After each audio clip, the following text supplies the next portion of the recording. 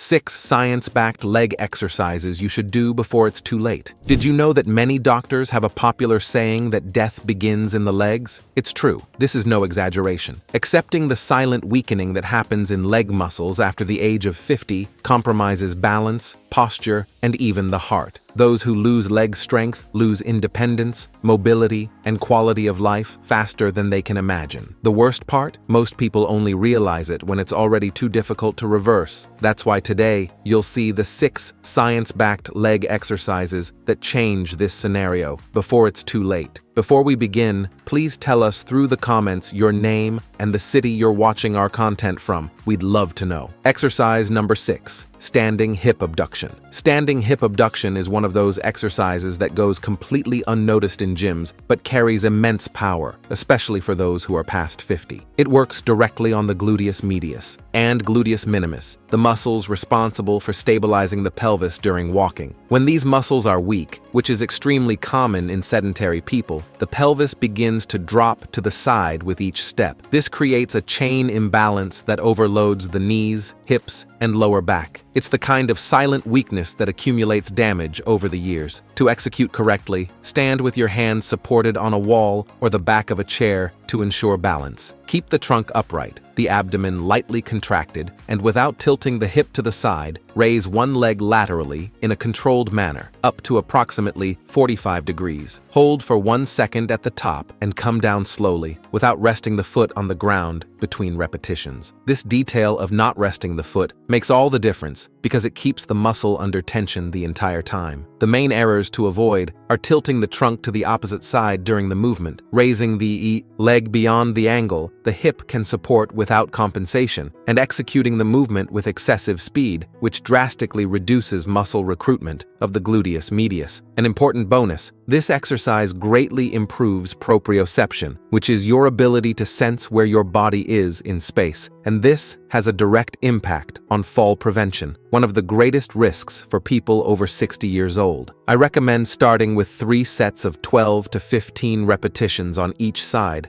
with a rest of 30 to 45 seconds between sets. As you gain strength and control, increase to 3 sets of 20 repetitions, or add a resistance band around the thighs to increase resistance in a simple and effective way. As for contraindications, people with active trochanteric bursitis or acute pain on the side of the hip should consult a professional before starting, as the exercise may aggravate inflammation depending on the stage. Exercise number 5, goblet squat. The goblet squat is, in my opinion, one of the most intelligent exercises that exist for the lower limbs, especially for those who are returning to physical activity or have never trained consistently. The name refers to the way you hold the weight in front of the body with both hands. This simple detail completely changes the mechanics of the movement. By holding the weight in front, you are naturally forced to keep the trunk more upright and the center of gravity balanced, which protects the lower back and facilitates a deep squat even for those with mobility limitations. The primary muscles worked are the quadriceps, gluteus maximus, and hip adductors. It's worth remembering that the gluteus maximus is the largest muscle in the human body, and having it well developed is not just an aesthetic matter. A strong glute stabilizes the pelvis, protects the knees and lower back, and because it's the largest muscle in the body, it also generates a significant excess post-exercise oxygen consumption. Effect, meaning your metabolism stays elevated for hours after training. To execute correctly, hold a dumbbell or kettlebell vertically at chest height, with the elbows pointing downward. Position the feet at shoulder width, with the toes slightly turned outward. Descend in a controlled manner by flexing the knees and pushing the hips back, as if sitting in an invisible chair. Keep the chest lifted throughout the movement. Descend to the point where your knees form approximately 90 degrees, or slightly below if mobility allows. Rise by pushing the floor with the heels. The most common errors are allowing the knees to collapse inward, raising the heels off the ground during the descent, and rounding the lower back in the final phase of the movement. If the heels rise, this indicates a lack of ankle mobility, and a good strategy is to place a small wedge under the heels while working on mobility. Start with 3 sets of 10 to 12 repetitions. As you progress, gradually increase the weight or move to 4 sets. Contraindications include acute knee or hip injuries and cases of severe osteoporosis, where increasing load should be done with professional guidance. Exercise number 4, farmer's carry. Before we continue, don't forget to subscribe to the channel and activate the notification bell. Having constant access to science-based information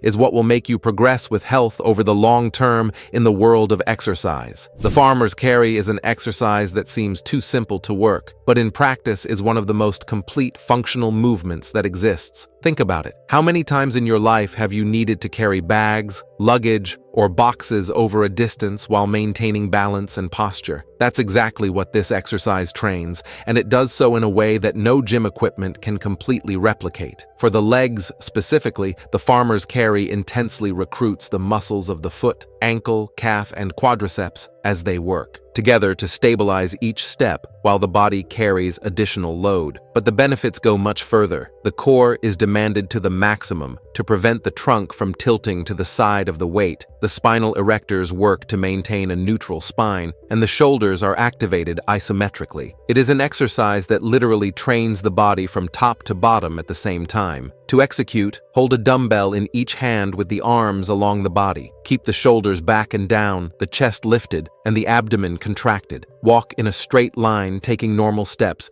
without letting the trunk sway from side to side. The gaze should be fixed forward. You can use a hallway, a patio at home, or any available space. The main errors to avoid are letting the shoulders fall forward, holding your breath during the walk, taking steps that are too wide and destabilize the hip, and using excessive weight before having the necessary stability. An error I see many people make is tilting the trunk toward the side of the heavier weight, which asymmetrically overloads the lower back. I recommend starting with 3 runs of 20 to 30 steps, with a rest of 45 to 60 seconds between each. Progress by gradually increasing the weight or the distance covered. Contraindications include active injuries to the shoulder, wrist, or elbow, as well as herniated discs in an acute phase. Exercise number 3, step up. The step up is a unilateral exercise, meaning it works one leg at a time, and that is exactly what makes it so valuable. When you support yourself on just one leg, the body is forced to correct imbalances that are completely hidden in bilateral exercises. Regular practitioners of the step up can clearly notice which leg is stronger and more stable, and working on these differences is essential for the long-term health of the knees and hips. The main muscle groups worked are the quadriceps, gluteus maximus, and hamstrings. The hamstrings are a muscle group frequently neglected compared to the quadriceps, and this imbalance between the two is one of the most common causes of knee injuries, especially in people who walk or run frequently. The step up, by requiring a hip extension at the top of the movement, recruits the hamstrings well along with the glute, which helps create a healthier muscular balance. To execute, position a stable bench or step in front of you. The ideal height is one where, when you place your foot on it, your knee forms approximately 90 degrees. Rest the entire foot on the step, not just the toes. Then push the heel against the step and rise, fully extending the hip at the top. Descend in a controlled manner until the foot reaches the floor, without throwing your weight back or using momentum to rise. The full focus should be on the leg that is on the step. The most common errors are using momentum with the lower leg to help rise, not fully extending the hip at the top of the movement, and descending too quickly, wasting the eccentric phase, which is responsible for a significant portion of the strength and hypertrophy gains. Remember, the eccentric phase represents approximately 40 to 50% of the hypertrophy potential of the exercise, so always descend slowly and in a controlled manner. Start with 3 sets of 8 to 10 repetitions per leg. Progress by increasing to 12 repetitions or by holding a dumbbell in each hand. Contraindications include acute patellofemoral syndrome and ligament injuries in the knee that are still in the recovery process. Exercise number 2, body weight stiff leg deadlift. The body weight stiff leg deadlift is one of the best ways to work the hamstrings and gluteus maximus without needing external load, which makes it ideal for those who are just starting out or for those who want an exercise that can be done anywhere, including at home. But don't let the absence of weight fool you. When executed with technique and attention, this exercise creates an impressive muscular tension in the posterior chain of the body. The posterior chain, composed of the gluteus maximus, hamstrings, and spinal erectors, is often called the engine of the human body. It is what generates the force to climb stairs, get up from the floor, and maintain an upright posture. Strengthening this chain has a direct impact on the prevention of lower back pain, which affects an enormous portion of the adult and elderly population. To execute correctly, stand with your feet at hip width. Keep the knees slightly bent throughout the movement, never locked. With the trunk upright, push the hips back while inclining the trunk forward, as if you wanted to touch the floor with your hands without bending the knees excessively. The secret is in feeling the active stretch in the hamstrings and not simply touching the floor. Descend to where your flexibility allows without rounding the lower back, then contract the glute and hamstrings to return to the starting position. And do you know why this exercise is so efficient even without load? Because stretching under tension, which is exactly what happens in the eccentric phase of the stiff leg deadlift, is one of the most powerful stimuli for muscle growth that exist. The most common errors are rounding the lower back during the descent, completely locking the knees, which transfers the stress to the joints instead of the muscles, and executing the movement quickly and without control. A bonus that few people know: this exercise significantly improves hamstring flexibility over time, which benefits posture and range of motion in the squat. I recommend 3 sets of 12 to 15 repetitions. Contraindications include acute sciatica and active hamstring injuries. Exercise number 1, calf raise. The calf is considered the second heart of the human body. This is not a metaphor, it is physiology. The calf muscles, mainly the gastrocnemius and the soleus, function as a pump that pushes the blood from the lower extremities back to the heart, working against the force of gravity. When this musculature is weak or underactivated, venous return is compromised, which can cause swelling in the legs, a feeling of heaviness, and in more serious cases, contribute to circulatory problems. The gastrocnemius, which is the most superficial and visible muscle of the calf, is more activated when the knee is extended. The soleus, which sits just below, is more recruited when the knee is slightly flexed. Knowing this allows you to vary the execution to work both portions more completely. In addition, strong calves have a direct impact on the body's balance. They are the ones that make fine stability adjustments on uneven terrain and in situations of imbalance. Studies show that calf strength is directly associated with a reduced risk of falls in the elderly, and this makes all the difference in maintaining independence over the years. Strengthening this muscle is not vanity, it is prevention. To execute the calf raise with maximum efficiency, use a step. Rest the balls of your feet on the edge of the step and let the heels hang in the air. Lower the heels below the line of the step, feeling the complete stretch of the calf. Then rise on the balls of your feet as high as you can. This increased range of motion activates far more muscle fibers than doing the exercise on flat ground. An important tip: vary the position of your feet throughout the training. Feet parallel activate the muscle in a general way. Feet pointing slightly outward work the inner portion more, and feet slightly inward work the outer portion more. This simple variation ensures a more balanced and complete development of the musculature. The calf is composed predominantly of slow twitch fibers, which means it responds better to longer sets than most other muscles in the body. That is why you see people who walk a lot with well-developed calves. For this reason, I recommend 3 to 4 sets of 15 to 20 repetitions, with a rest of only 30 seconds between them. The main errors to avoid are executing the movement quickly and mechanically without feeling the muscle work, not using the full range of motion below the step, losing precisely the richest part of the exercise, and always using both feet together without ever varying the positions. Contraindications include acute Achilles tendonitis and recent fractures in the foot or ankle. Now that you have seen the 6 main exercises, we have a surprise in store for you. Bonus exercise, donkey kick. If you made it this far, it's because you take care of your legs seriously. And the bonus exercise was chosen with exactly that in mind, for those who want to go further, because it perfectly complements everything you saw in the 6 previous exercises, with special focus on the gluteus maximus and the hamstrings, which are the ones primarily responsible for propulsion force and pelvic stability. The donkey kick is a simple exercise requiring no equipment, but when executed with technique and body awareness, it delivers surprising results for the gluteus maximus. And why does this matter so much? Because the gluteus maximus is the largest muscle in the human body. Yes, 99% of people don't know this or don't consider it when training. Having this muscle well developed is not just aesthetics, it is lumbopelvic protection.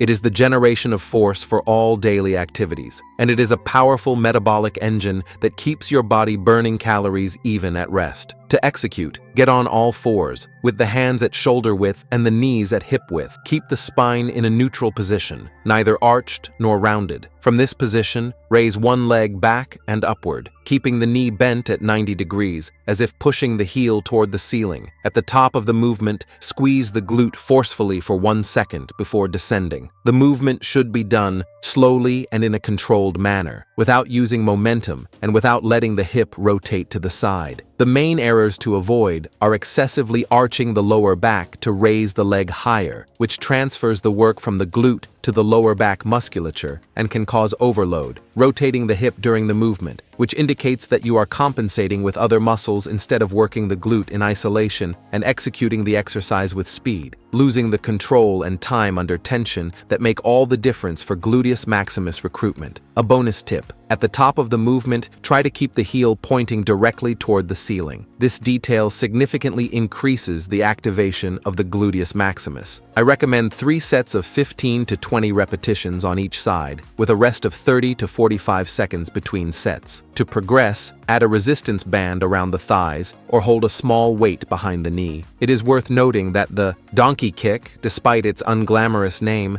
is one of the most prescribed exercises in hip rehabilitation protocols precisely because it works the gluteus maximus with low joint impact. This characteristic makes it especially valuable for people who are not yet able to bear greater loads in standing exercises. Contraindications include acute lower back pain, active piriformis syndrome, and knee problems that cause discomfort in the all-fours position. If you enjoyed this and want to discover the best exercise you can do for each muscle group in the body after 50 years of age, we have a video appearing on screen right now showing each of them in more detail. Be sure to check it out. Thank you for watching until the end, and God bless you, my friend.